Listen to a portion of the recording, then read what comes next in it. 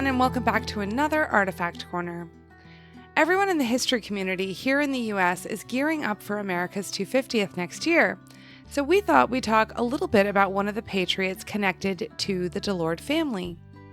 This portrait is of Joseph Webb Jr. It is a pastel work done by the very famous Revolutionary War era artist John Singleton Copley.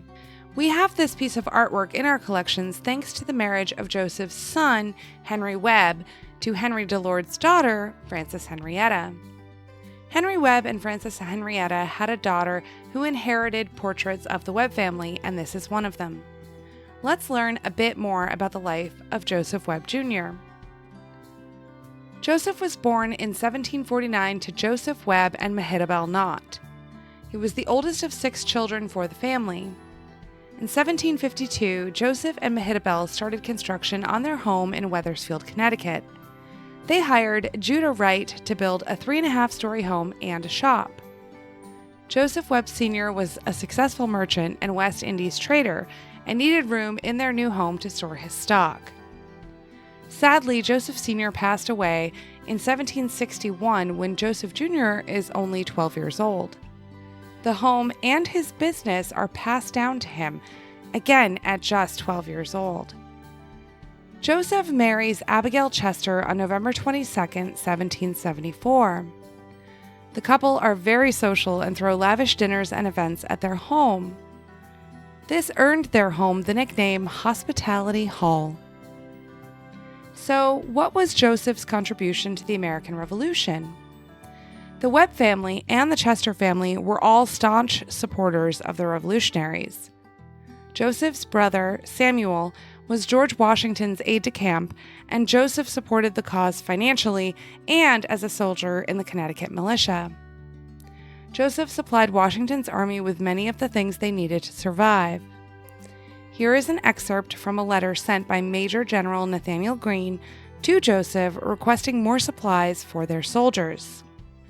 If you can meet with any canvas, Ticklenbergs, and Osnaburgs suitable for tents, knapsacks, etc., I should be glad you would purchase it for me.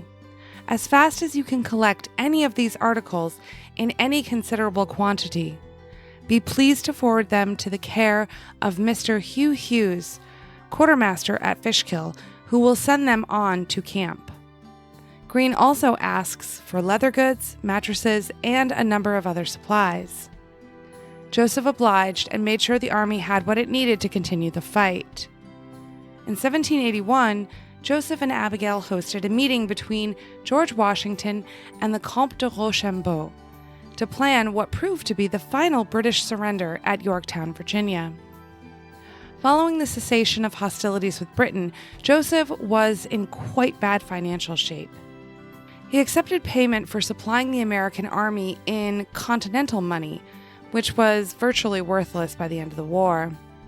Not worth a continental was a common saying, as the money retained only 1,000th of its initial value.